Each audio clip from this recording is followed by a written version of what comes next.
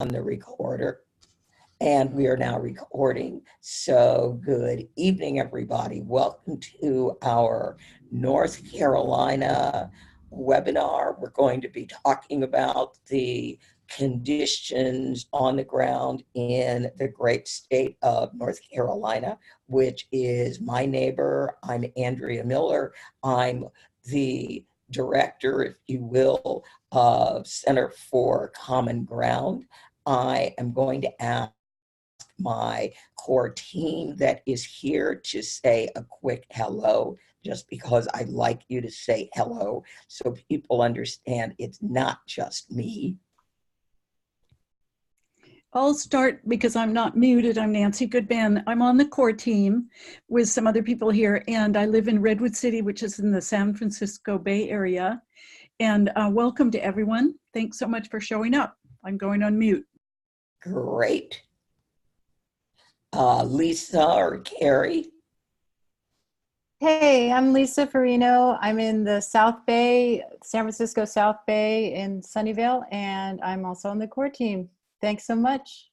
Yay. Hi, I'm Carrie Wheaton, and I live in Sebastopol in Sonoma County.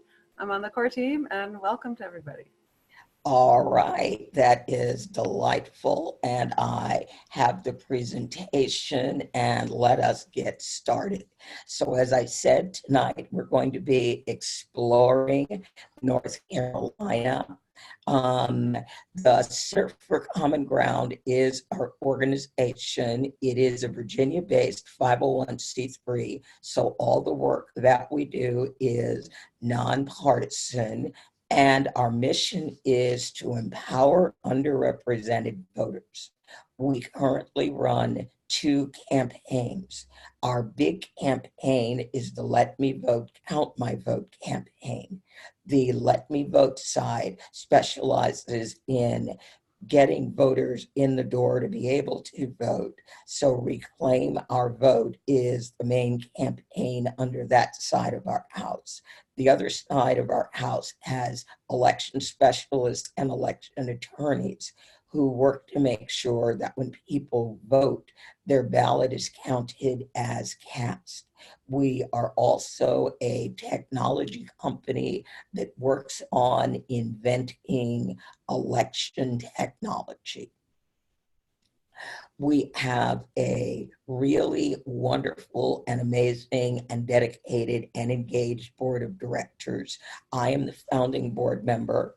Our other board members are Reverend Rodney Sadler of the North Carolina NAACP. Rodney organized ministers for Reverend Barber of the now Poor People's Campaign. Back in the day, it was Moral Monday. Philip Thompson and Jesse Frierson are with the Virginia NAACP. Dr. Gabriela Limos is president of Mi Familia Vota. Bernard Simulton is president of the Alabama NAACP. The Corey is co-founder of DEM Labs, and Pamela Thomas is co-founder of Progressive Coders Network. Deepak, Pamela, and now Melissa, they create a lot of the technology that we use in Center for Common Ground. You've already met some of our core team. You met Lisa, Carrie, and Nancy. We also have Nirvana Nurse, who just got our official Facebook page launched. And then we also have Suzanne Hutner and Aaron Fisher.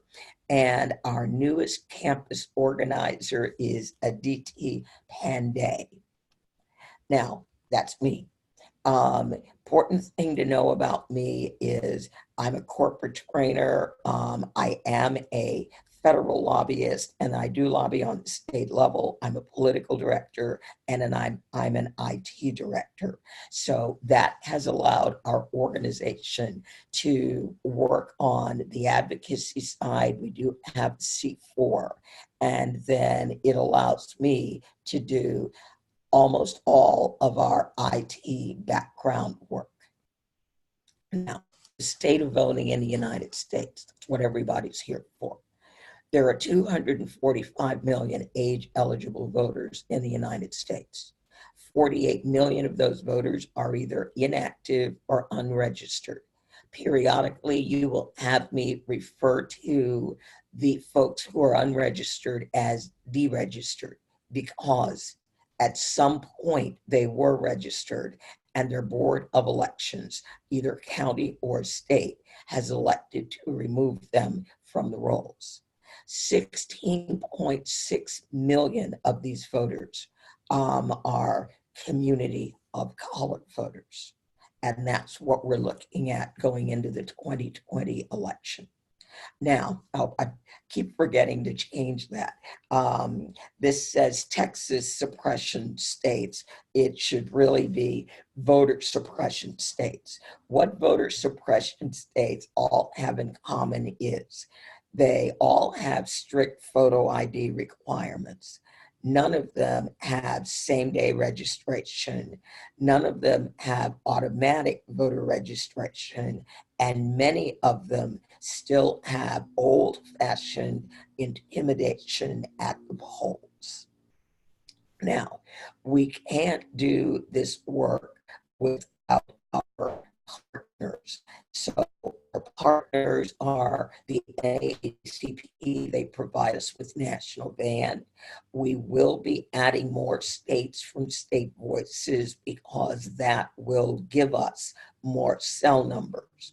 We work with Rapid Resist for texting, and a big partner for us, these are actually regional Texas partners, our Move Texas, Texas Organizing Project, Mi Familia Vota, and I've already listed Dem Labs, Progressive Coders Network, Vote Riders, and then we have new partners, Transformative Justice, who will be working with us on bringing on more community of color-led organizations. So we are building out partnerships. Of course, we work with so many indivisibles here, and we work with Swing Left, and we work with Sister District. Work we did in 2019. We had never sent postcards before last year. And last year we sent 347,000 postcards. We had never done texting in our name before last year either. And we sent 114,000 text messages. We made 90,000 voter registration and GeoTV phone calls. And later on, you're going to see the Give a Ride app that we developed. One of our last elections was the Virginia State House State Senate race in 2019. And I have a little note that I took from the Virginia Public Access Project, where it says nearly 40% of voters statewide cast ballots in this year's General Assembly elections, up from 29% in 2015. So I thought that is an important message that I want everybody to hear about how our work was done in 2019. Now, North Carolina. North Carolina is certainly not the largest state that we work in. Their total voting age, voting eligible population is 5,989,000 voters. Of those 6 million voters, 1.3 million are African American, 175,000 are Hispanic, 84,000 are Asian, and 48,000 are Native American. The Lumbee tribe calls North Carolina home. North Carolina is 28% community of color. And our board is normally looking for at least 20% community of color voters for us to work with. In North Carolina, as of December 15th last year, 2,290,220 voters had been deregistered, or 38% of North Carolina's population. Now, North Carolina has 13 congressional districts. What is going to be very interesting about the 2020 elections is North Carolina, by the federal courts, was forced to redraw her congressional districts. We will be working in, if you look at the pink part of the map, and then look immediately to the left, we will be working in District 4. If you look down from District 4, we will also be looking in District 2. If you look over to the left in District 6, we will also be working in District 6. Now, in 2019, for the special election, we also worked in District 3, all the way over to the right in the brown part, and then District 9. District 9 is near the bottom of the map, kind of in, I guess you'd call that rows. So those are the congressional districts where we have major community color voting populations where we will be working. Now, the 2020 major races in North Carolina, there will be a Senate race. There will be the 13 United States House seats. There will be 50 state Senate seats and 120 state House seats. Now, I thought you might like to see the pictures of the Senate candidates. There are 5 Democratic candidates for Senate, and there are 4 Republican candidates for Senate. The incumbent Senate candidate that is running again is Tom Tillis. Now, what does North Carolina look like in terms of voting habits? I always like to know that because this gives me the ability to make projections of what we are hoping the turnout will be and how we can increase it.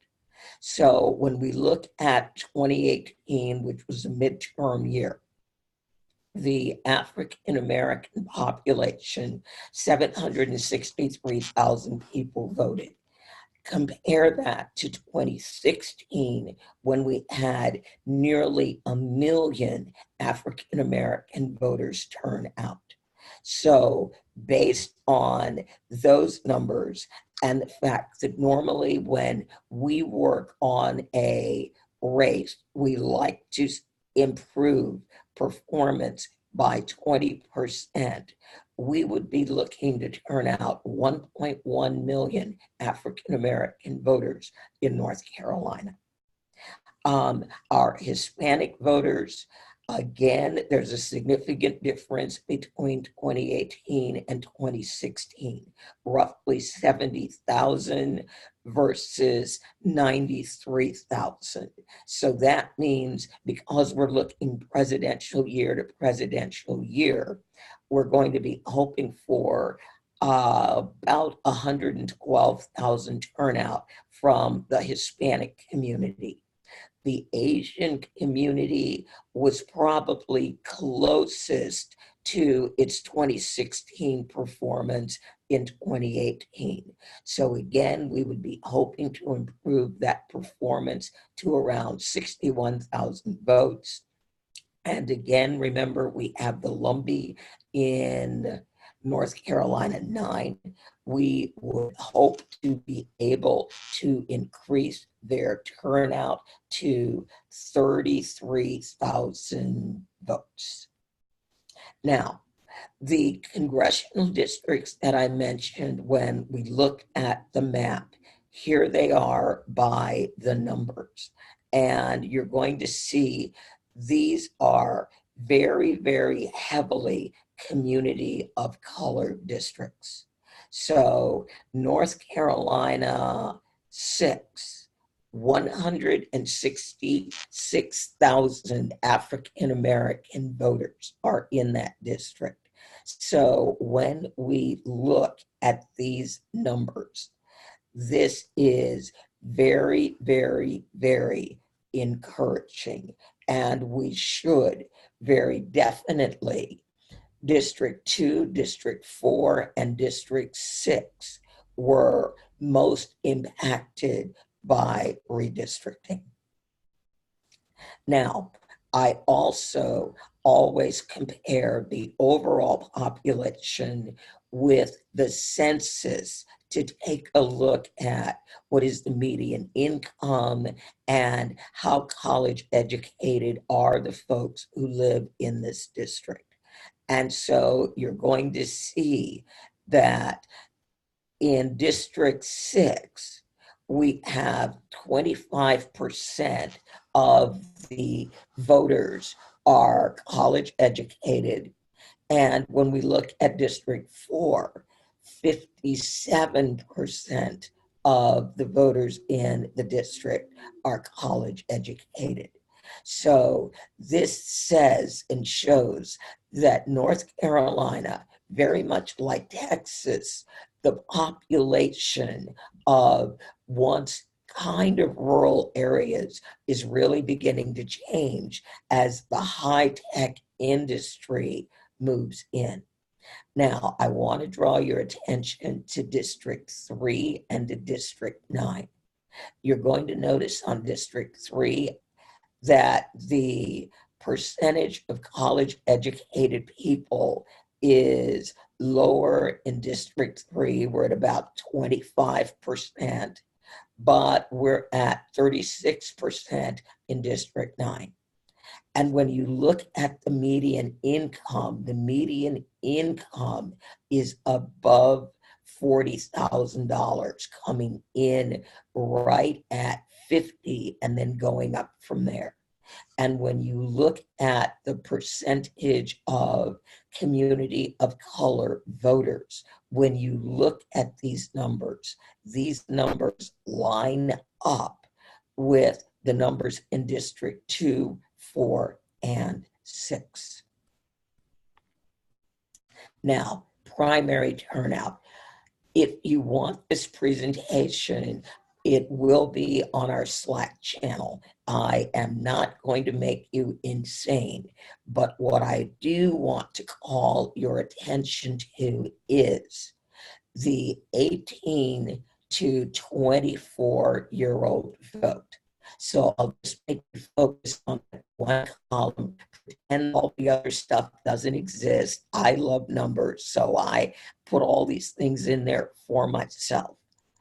District number 2, out of 21,000 18 to 24-year-olds, only 633 voted in the primary. Now, in District 3, there aren't that many young people. There's 13,000, but only 355 of them voted. So you can see where I'm going with this. We must come up with a way to drastically increase the turnout among our 18 to 24-year-old voters. It doesn't get a lot better in the general. I know I'm using primary numbers. So one of the things we're going to be working on is attempting to improve the numbers on primary turnout by about 10%. If we can get people to vote in the primary, it will be a lot easier to get them to vote in the general. Now, there are a lot of colleges and community colleges in North Carolina. So again, we are going to have a very strong focus on people that are attending college to get them not only to just register, but to then go on and do the next step, to register and vote. So we will be phone banking, and we will be dividing our phone banks between the 18 and 40-year-olds and then voters over 40.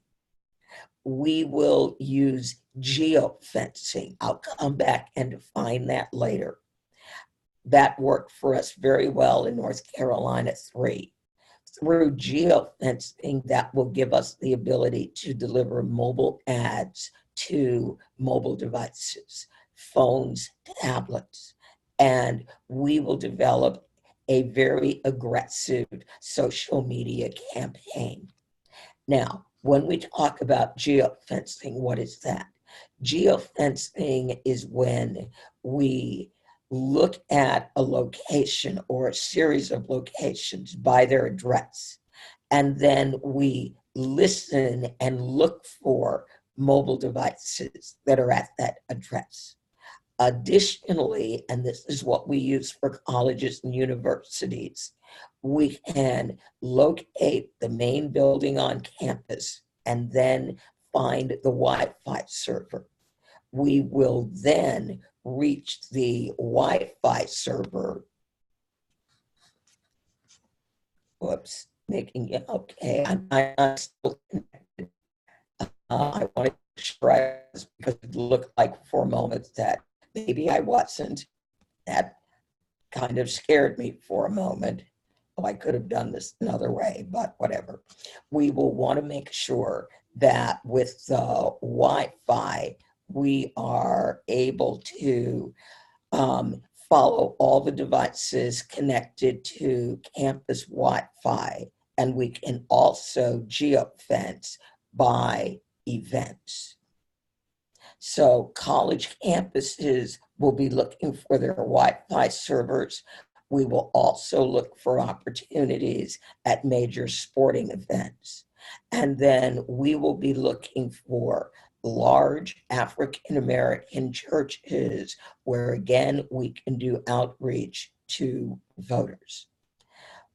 Last year in North Carolina 3, we worked with Black Voters Matter to come up with a series of ads that were really aimed at Black voters.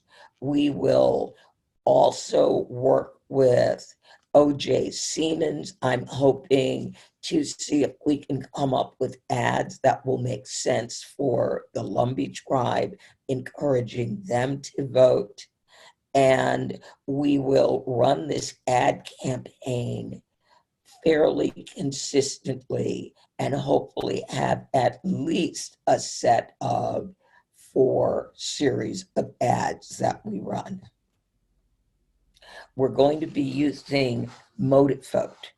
Motivote, oh, this is weird. Motivote isn't weird. Motivote is totally cool. But I keep watching this little thing appear and then disappear on my screen. So Motivote is a motivational social media voting tool.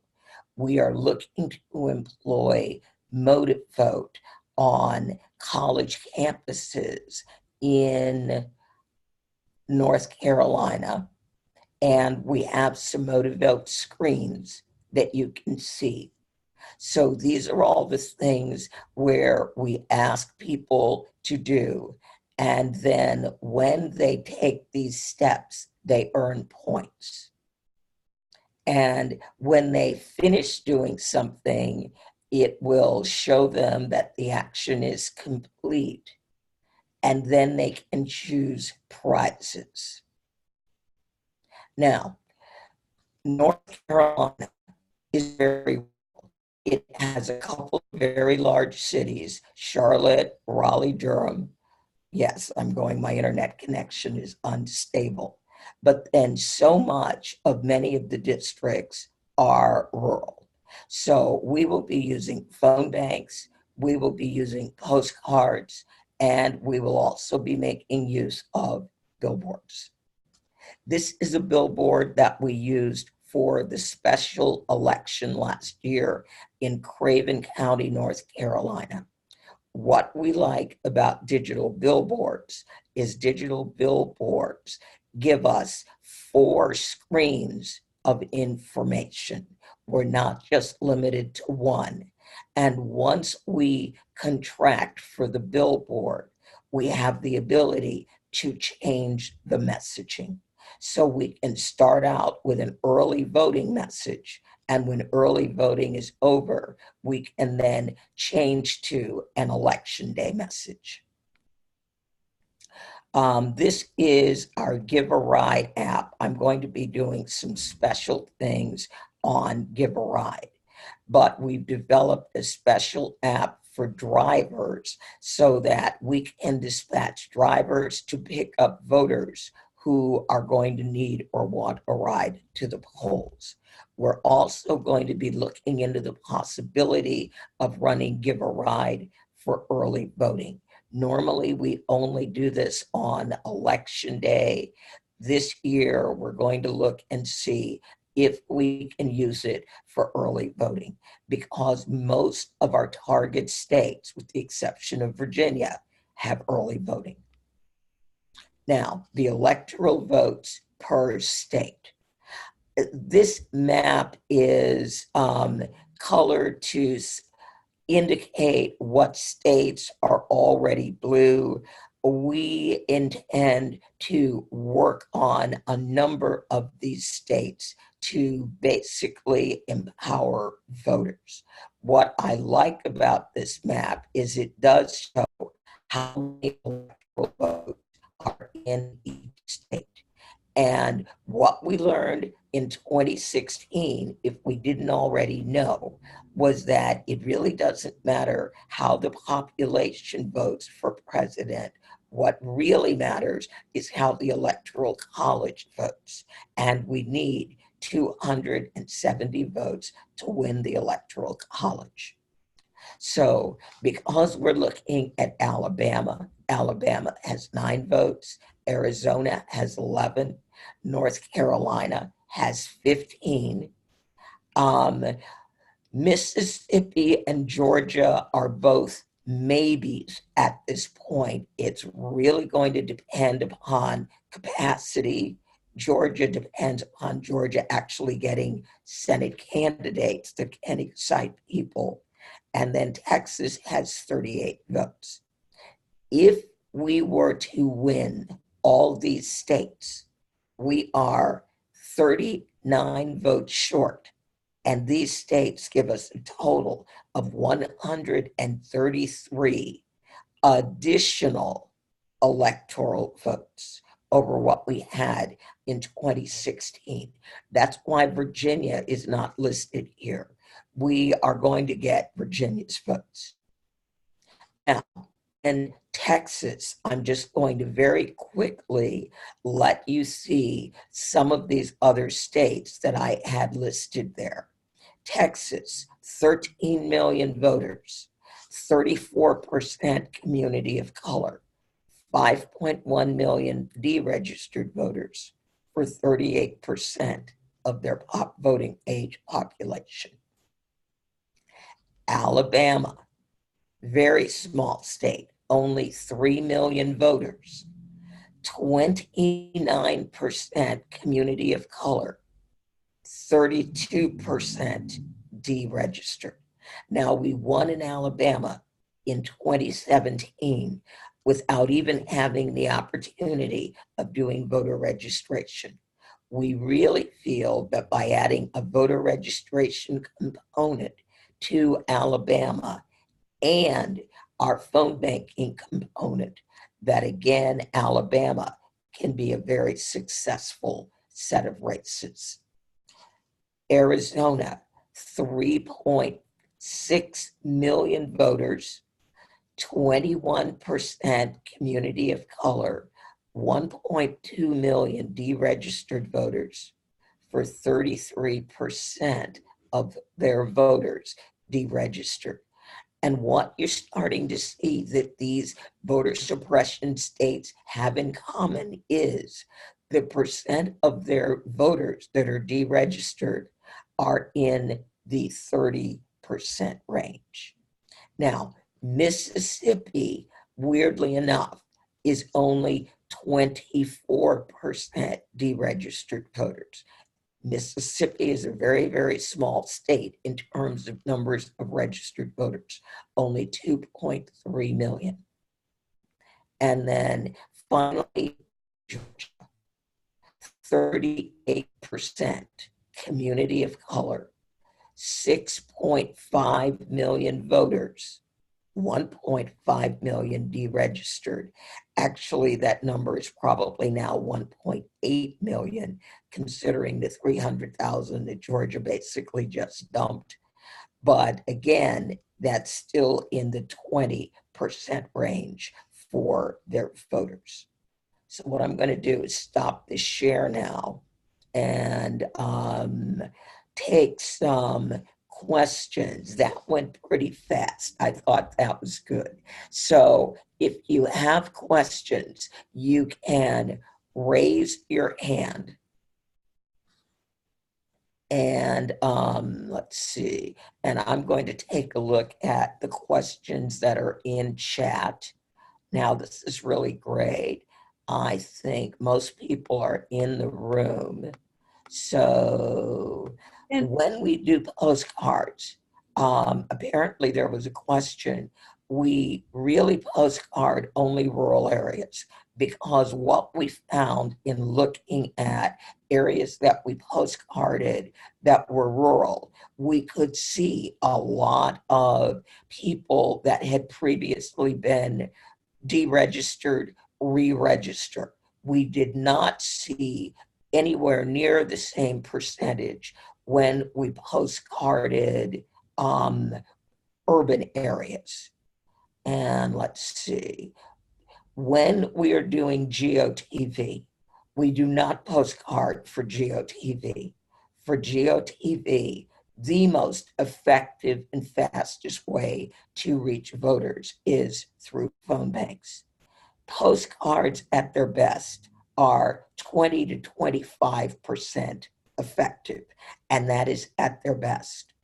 When we phone banked Alabama, 85% of the people we called voted. When we phone banked Georgia for the Georgia 6th District, Lucy McBath, 65% of the people we called voted. We cannot get close to those numbers with postcards. So for the time, the effort, and the expense, it is not worthwhile. Okay, so we will postcard the rural districts in all the states where we are working, and there will also be phone banks. When we convert to GOTV, GOTV will only be phone banks. Now, I may end up making an exception for texting, but again, it's predominantly reaching people on their phones. All right, let's see. Oops, I think I almost missed a question. Andrew, can you confirm we're doing districts 2, 3, 4, 6, and 9 in North Carolina? That is correct. Yes. Thanks. Yes. Yes. 2, 4, and 6 were ungerrymandered. 3 and 9, we worked in 3 last year for the special election and were able to produce, while we didn't win the seat, we were able to produce the highest turnout that we had ever had for a Democratic candidate, as it were. And so we will go back to North Carolina 3. Now, does ROV generally take disconnected and wrong numbers from phone banking efforts? And either, yes, send the person a postcard or send a canvasser to knock on their door.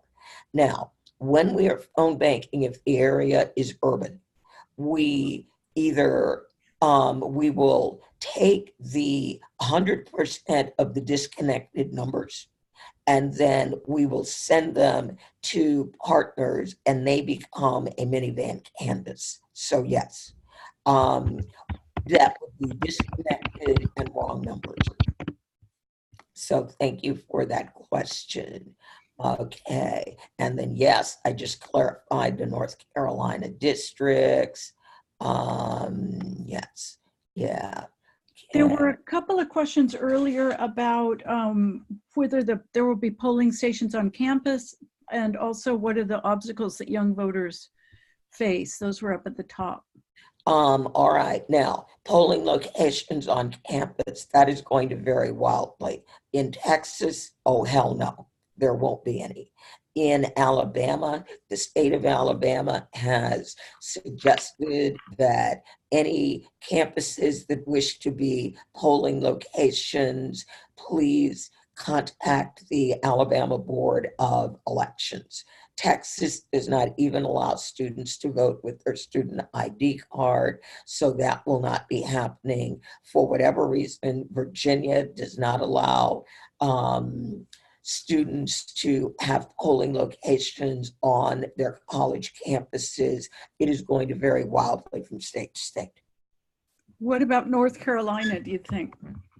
We don't know about North Carolina. I'm going to say probably not, because North Carolina was one of those states that moved all the polling locations that were close to campus further away. So I kind of doubt they're going to allow on-campus polling locations. I could always be pleasantly surprised. And someone, the other question up there was someone asked, what are the obstacles young voters face? Well, the obstacles that young voters face in Texas, they can't vote with a student ID. If you are an out-of-state student attending a Texas university, so you must pay to get a Texas ID because you are not a Texas resident. In many states where there is no polling location on campus, students may have a difficult time getting to the polling location. So what we're going to need to look at is on states where there will not be a polling location on campus. Our partners in Texas have suggested having our Texas students vote by mail. That adds in a whole nother cumbersome process, but it could be really worth looking at. And again, it's going to vary wildly from one state to the next. But I know in North Carolina, it is very difficult for students to get from campus to polling locations. Can I raise a question about electronic voting in North Carolina? Yes. So North Carolina is trying to install universal use ballot marking devices for voting, and voting by machine. There's a greater chance of the vote not being counted as cast because they're hackable. Yes. And so I was hoping to find a way to try to get more people to vote on paper, and either by absentee or you know, I don't know what North Carolina is going to do. Their state board of electors is still trying to push through these machines that aren't ready. They don't have enough. They haven't trained people on them yet. Right. I think one county decided to go hand mark paper ballot because they couldn't wait any longer. So I was wondering if there's a way to try and combine messaging about voting to encourage people either to vote early or vote on paper. With these machines being crammed in at the last minute, it's going to make lines even worse.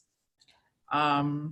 So I was just wondering what you have in mind for strategizing there. Or... That would be one of the really good uses of billboards. But again, we're not going to have billboards everywhere. We could conceivably, on the GOTV scripts for North Carolina, we always encourage people to use early voting. And I think what could be a good idea is to ask people to use early voting and to request a paper ballot when they do. Yeah. Do you feel like in North Carolina, if people request an absentee ballot, they actually will get them? Like that was an issue in Georgia where That they was a just didn't huge get issue them. in Georgia. And I'm going to say, yes, there is a possibility that if you request an absentee ballot, you would receive it. And again, that is because of the top administration in the state. The governor of North Carolina is a Democratic governor, and they normally are not attempting to suppress the vote. Right. And So is the Brian secretary, Kemp was a known voter suppressor. yeah, I think the Secretary of State is a Democrat as well in North Carolina. I may be wrong. Okay. But yes, it can frequently be better in a state where at least one statewide office is Democratic. In Arizona, the Secretary of State and the Board of Elections head in Maricopa County, the largest county in Arizona, are both Democrats. So again, they are not trying generally to suppress the vote.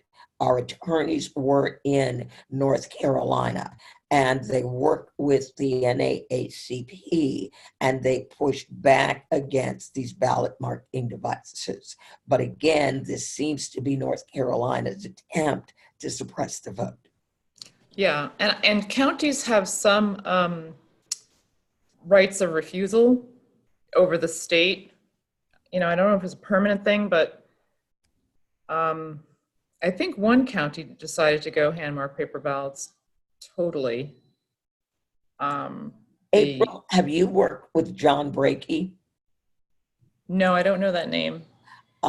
John Brakey is an election machine specialist, and so he was one of the early analysts who looked at the machines in North Carolina and then suggested that we go in with the NAACP and talk to the people in charge of equipment procurement and let them know about the extreme vulnerabilities of the equipment they were considering purchasing. And one of the people on that team, who happened to be a Democrat, said, well, I love the electronic machines and I wish they were in all counties. Yeah, was that the head of the board of, Yes. yeah, Yes. the state board electors head is a Democrat and he voted for them. Yes. Right. Yep. Yeah. So my main point I want to just raise is that if we can get more people to vote on paper somehow, I think there's a better chance of having that vote counted.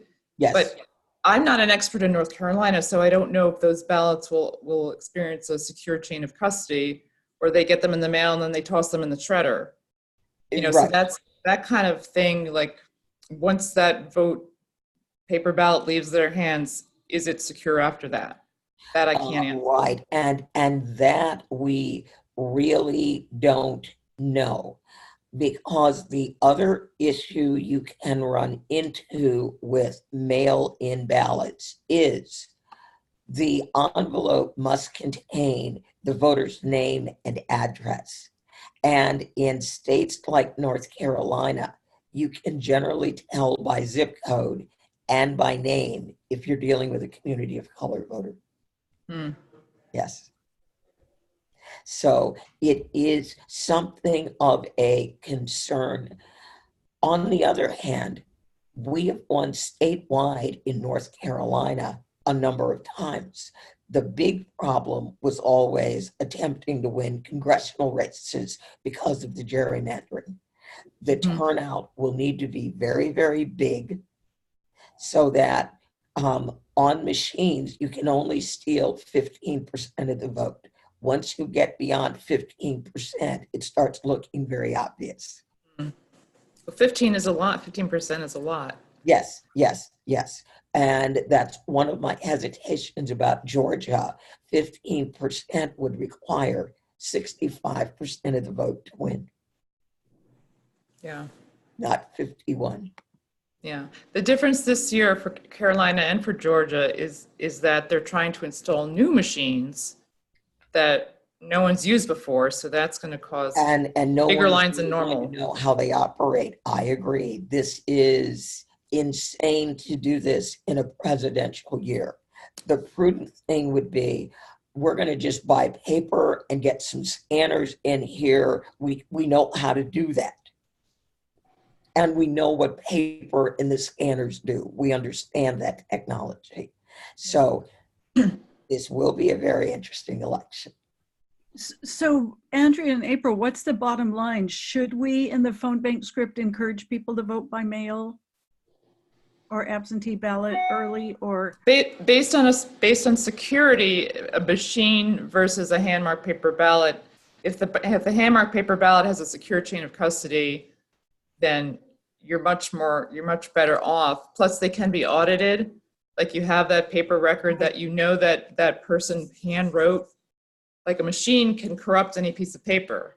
right? Right? It's a program. They just can be hack the program. Right. And the risk of getting the mail tossed or lost. Yeah. That's why I say I can't speak to what it's like in North Carolina as far as chain of custody. I just know about the security point of view, election security point of view. Right. The machines. I can talk to John Brakey because John and our attorney, Chris Souter, were in North Carolina. So I can talk to them about what they found and what they think. Thank you, April. That always warms my heart when people want to talk about election security. Because election security, that is really the critical thing, especially these days. I know. Right. And then here's the follow-on question. Is there any effort to make sure that the counties that ROV is targeting will have enough machine? In Georgia, this was a huge problem. Well, also remember, in Georgia, they pretended to forget to bring the courts. Yeah. You know what? I'm getting my news from Georgia and North Carolina confused. I know there was something recently about breaking the rules, the state rules about how many machines per voters. And I can't remember if that's North Carolina or Georgia that I was reading about. It might have been North Carolina. Right. That doesn't sound like a Georgia thing. Okay. Georgia is just going to do what Georgia does. And then there's another note here from Susan Landebar. You need 2 witnesses for an absentee ballot in North That's right. Carolina. Yeah. Oh, that's tough. That's And horrible. they don't need to be anything special, they could be anybody, but I think they have to include their address. I'm not sure about that. Maybe Susan knows. Right. Yeah. And then I've got another comment. I mean, great election, folks, here. We were at a meeting today where folks work voter protection, and at one polling location, 1,200 people walked in, and at the end of the day, the machine had only registered 570. Again, whether she's correct or not in the 570, it sounds like the number was definitely significantly less than the 1,200. Wow. Yeah. Again, election security in America in most states is severely lacking. We heard about the new equipment that they want to purchase in California, where on one screen you have the ability to choose 4 items. Many California ballots have more than 4 items. So you have a button at the bottom, more and next. More means show me the other page. Next means I'm done voting. most people are going to want to click next. Mm-hmm. Yeah, Yes. that's a big problem with the LA. I know it's LA County, which is the largest jurisdiction in the country, Right. 5.5 million people. Yes. Um, I wanted to switch gears a little, Andrea, for there's one group here that's attending because their entire group has basically decided that they want to focus on North Carolina. When do you think we'll be starting postcarding there, or could we for registration? And when do you think we'll be starting phone banks? We can start postcarding for North Carolina literally immediately, since we already know what the North Carolina Board of Elections want us to say. We will be saying we are volunteering on behalf of North Carolina, will probably continue to be the NAACP. And then the other thing is that we know the exact language that the Board of Elections is comfortable with. And we don't really care if they get irritated that people call them and want to check their voter registration status. That is why they're there. And that's one of the ways that we also know our postcards work. We got literally yelled at by a number of county board of elections officials who were irritated that so many people were calling trying to check on their voter registration. And when do you think the Get Out the Vote phone banks are going to be live for North Carolina? Voter registration for the primary closes February 3rd. So all phone banks will transition on February 3rd to be GOTV phone banks. Because North Carolina does not have voter electronic online voter registration, North Carolina will be a little odd, because when we end voter registration, early voting will be coming on very, very shortly. And then we will be telling people to early vote and register at the same time. Right. That's Yes. huge. Yes. And there was a really important question from Sam Pierce. We'll be registering at a community college in Charlotte, District 9 in February. Could they coordinate with ROV? Do you see that question? No, not yet. It was at 5:44. Scroll up a little in the chat. Okay. Alrighty. Yeah.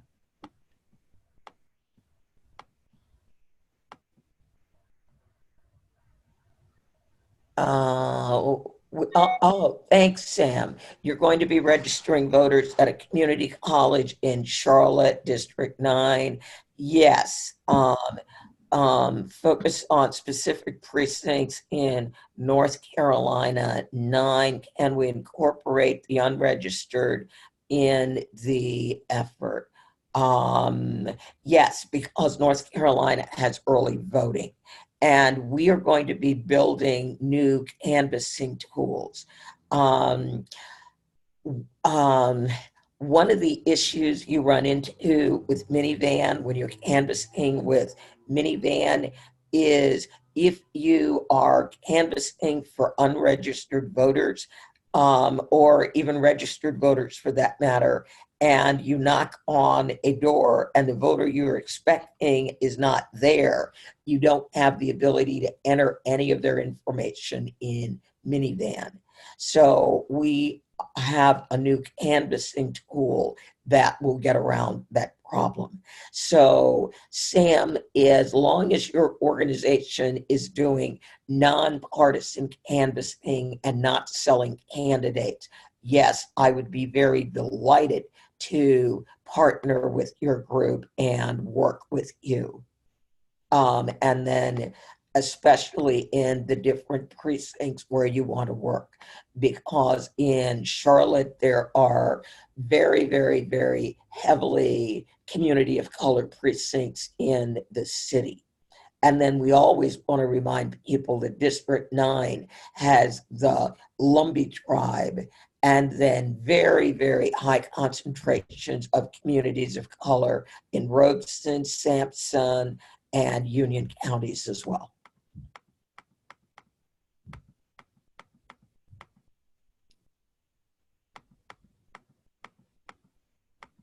Okay, and I'm checking all the questions. Yes. Uh, um, can we test the Slack sign up, because I have a note that says the link is no longer valid. And I But thought, then she got it to work. oh, okay, And someone else did sign up just now. okay. All right. Kelly, I just unmuted you. Well, I'm theoretically unmuting you. There we go. I just unmuted you, Kelly. Oh, okay. Did you want to, did you, I didn't have any questions. Y'all, this has been great.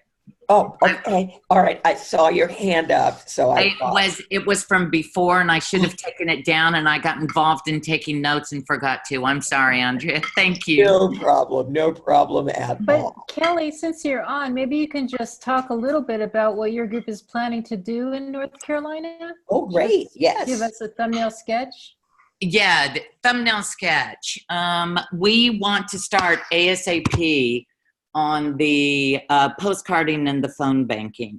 Okay. We were also at and we'll also be, I'm planning on going down either myself in March or April. I've already been talking to activists on the ground, the regional coordinator for Indivisible in North Carolina, who is very excited that somebody is going after the rural districts because nobody's doing that down there. Right.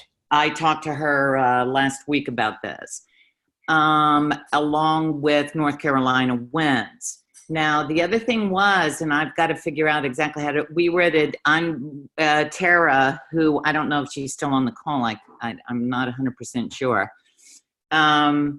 We were at a meeting in the city today with a group of people called Team 4NC in New York City, who does massive amount of fundraising, working with voter protection and everything. And I'm hoping to integrate them in. Hopefully there's somebody that can work that into it in the city. I'll talk to Lisa and Nancy about that probably. Okay. And so that's it. We chose our group here in Westchester County, New York, and then Northwest Bronx. We're the New York Congressional District 16. We chose North Carolina as one of our electoral focuses for this year. So, and so that's kind of what I've taken on is my mission for the next 9 months. And a worthy mission it is. Yes, I think so too. Yes. All right. And Brian had a question. He wants to host a postcard party. This is Brian Kramer. How does that work? Brian, we will get some information to you. We've got our postcard team. They are here tonight. Now, what you can do is you will let the team know how many addresses you want. And then we can get you that number of addresses. All the addresses will be delivered to you electronically in an Excel spreadsheet via Dropbox. Oh, well, that's if I do it. If you want less than 1,000 addresses, then you will get them from one of our people that does postcard brokering. And so they may have slightly different ways of delivering them. But what you will get, regardless of who sends you the addresses, is you will have names, you will have addresses, and you will also have scripts. And then you may choose from any of the states. You may choose Texas, Alabama, North Carolina, or Virginia. So, yes, how many, what state? And Brian, this is Nancy Goodman. I emailed back and forth with you a little bit late last night about this and sent the guidelines. So that would be great. We're happy about helping you out with however many addresses you need. Okay, all right. Now, you're in our system, Brian. This is Carrie. I'm the other postcard person, but you're You signed up on the Action Network volunteer link, I assume? I can't remember, Carrie, but I Yes. gave them the link if he Okay. didn't. Yeah. No, Yeah, it's done. can you hear me? Great, great. Yes. Yeah, that's the first step for everybody wanting to get involved, is to do that. All right. And what I just did, as we are working to close out, is I just launched a little poll. And that poll says, tell us what state you like and what kind of activity would you prefer. And both of them allow you to choose multiple things. So we'll let this poll run for a while. We've got 5 out of 32 people have voted, 7 out of 32. Excellent. So Andrea, will there be some kind of cohesive messaging with the various people, parties doing? I'm a little confused of all who's invited to this meeting. Is it just one organization? We work with multiple partners, and our partners, we normally have either a single message that we develop, a single message that they develop and we use. We Okay. cannot by law coordinate with parties or candidates, so we never know what they're doing.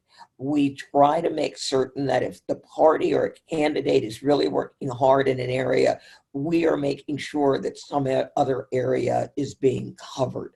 That is literally as far as we can go. Okay. Legally. Right. Yes. Because, as I said, we are C3.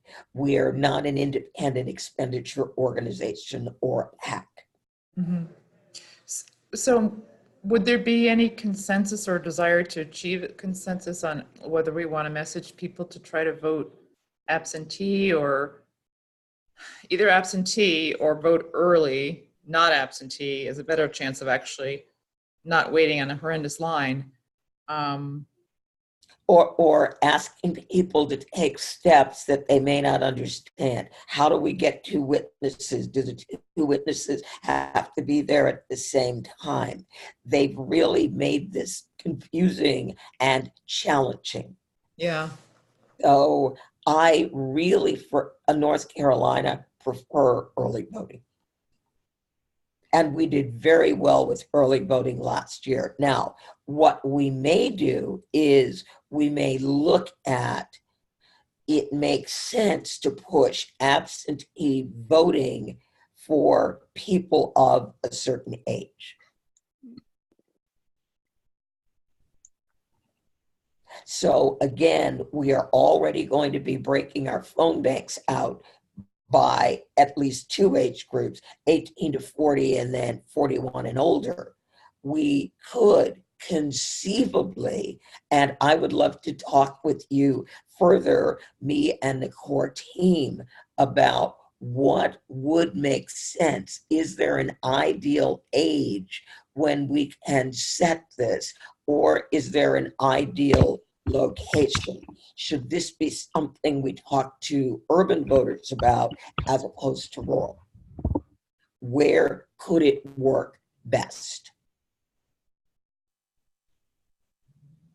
All right, now this Andrea, there's a last question there too. Did you see that about from Lisa about the once you postcard and they re-register, how many of them vote?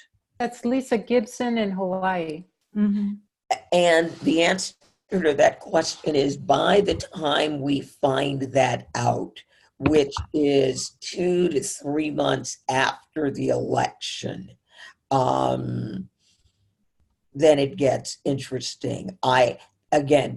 Last year was our first year of postcarding. North Carolina results are not posted yet, and nor are Virginia's. So I have not been able to get those numbers. And I don't know why it's taking so long.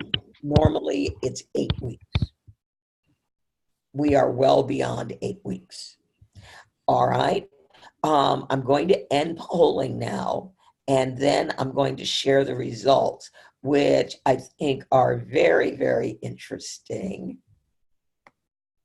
what folks want to do here. And I noticed I saw the red to blue.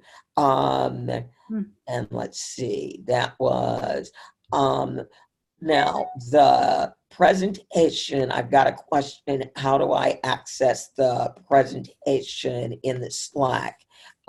In Slack, we have ROV PowerPoint channel, and the presentation will be there.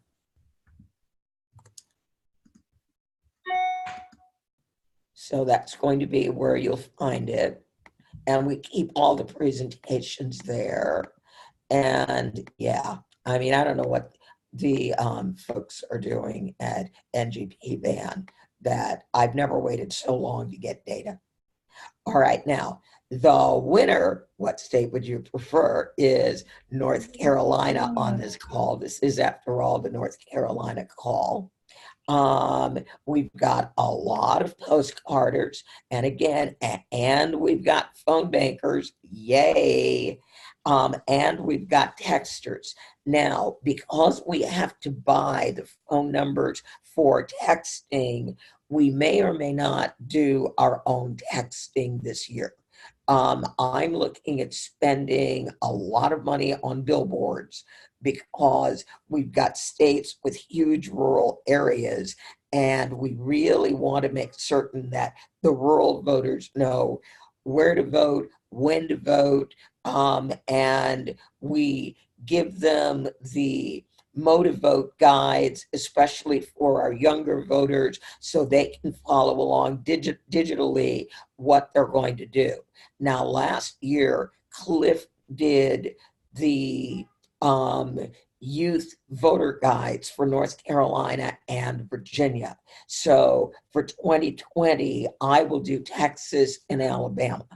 So that's looking like this is how that will shake out. The ballots, who's going to be on your ballots, and that information is not available yet in any state. It's all listed as it's coming soon. So hopefully it will be released soon. And then let's see. So many great questions. Thank you, everybody. You've posted the sign up and the PowerPoint presentation. I'm going to take Texas off the one slide. I'll put in, I will update the partners so that we reflect our swing left sister district and indivisible partners, and then it will take me about maybe 10 minutes to get the corrected version of the PowerPoint posted. As you can tell, I obviously copied the Texas version and then built everything, but missed those 2 slides. All right, do we have any other questions, comments? Then I'm going to thank all of you so very much for joining us. I'm going to stop the recording.